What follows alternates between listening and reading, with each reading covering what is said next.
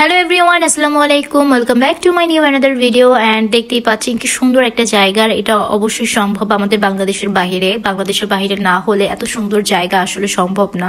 এই জন্য আমি আপনাদেরকে না বলে চলে আসলাম আমাদের দেশের বাহিরে। আসলে কি তাই?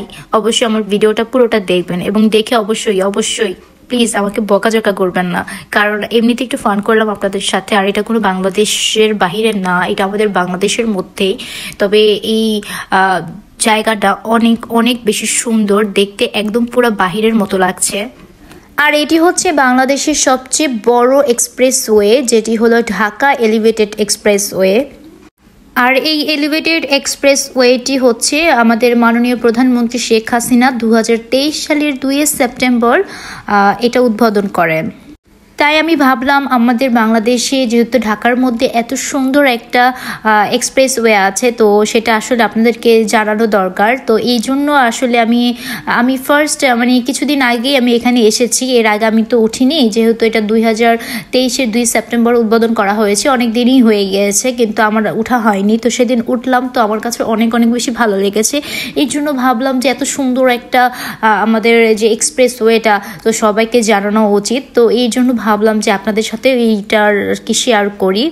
আর আমার এখানে মনে হলো যে এইখানে আসলে এই এক্সপ্রেসওয়েটার জন্য আর কি আমাদের অনেকটুকু সময় সেভ হয়ে যাবে। তারপর হচ্ছে আমাদের অনেক খরচও কমে যাবে, যেহেতু এই রাস্তাটা অনেক বেশি বড়, সুন্দর, জ্যামজটের কোনো সম্মুখীন হতে হচ্ছে না। সো এই জন্য আমাদের অনেকটা সময় প্লাস হচ্ছে খরচও আমাদের অনেকটা কমে যাবে। সো এই দিক থেকে আমার জন্য অনেক বেশি ভালো লেগেছে। আর আপনাদেরও অবশ্যই এটার জন্যই সবার কি ভালো লাগবে, কারণ আমরা সবাই চাই যানজট যত কম হোক এবং আমাদের যে খরচটা সেটাও যেন কমে যাক। সো এই দিক বিবেচনা করলে দেখা যায় যে আমাদের আসলে অনেকটা বেশি উপকৃত হয়েছে এই এক্সপ্রেসওয়েটা দিয়ে।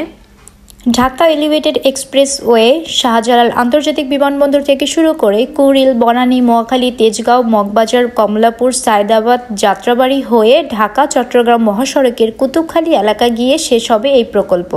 তাহলে কি ভাবছেন? নিশ্চয়ই আমাদের জন্য অনেক একটা সুবিধা হয়ে গিয়েছে। তো যাতায়াতের জন্য আমাদের জন্য এটা আসলেই অনেক লাভজনক, কারণ আমাদের এদিক দিয়ে সব কিছুই সেভ হচ্ছে। আর আমি যখন উঠলাম আমার কাছে আসলে অনেক বেশি দৃশ্যটা ভালো লেগেছে দেখতে, একদম পুরো বাইরের কান্ট্রির মতো লেগেছে। তো আসলে যারা আসলে এই এক্সপ্রেসওয়েতে যাবেন বা উঠবেন, গেলে অবশ্যই বুঝতে পারবেন যে আসলে দেখতে কিন্তু অনেক সুন্দর। আর এখান থেকে আমাদের বাংলাদেশের যে ঢাকা সিটির যে দৃশ্যগুলি আছে সেগুলো দেখতে কিন্তু অনেক বেশি ভালো লাগে। আর এখানে যে দেখুন, মনে হচ্ছে যে মেঘের উপরে কেউ গাড়ি চালাচ্ছে।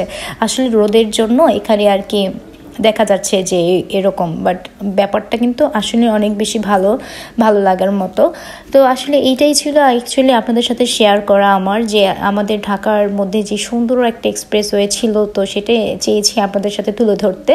তো আজকের ভিডিওটা আমি এখানেই শেষ করছি, এবং আমার ভিডিওটি যদি আপনাদের ভালো লেগে থাকে আমাকে অবশ্যই লাইক কমেন্ট করে আমার পাশে থাকবেন এবং আমার ভিডিওটি বেশি করে শেয়ার করবেন।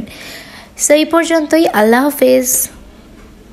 ও আচ্ছা, আরেকটা কথা বলতে ভুলে গিয়েছি, এখানে কিন্তু আপনাদেরকে টোল দিতে হবে। আর এখানে টোল হচ্ছে এই প্রাইভেট কারগুলোতে হচ্ছে মাত্র 80 টাকা।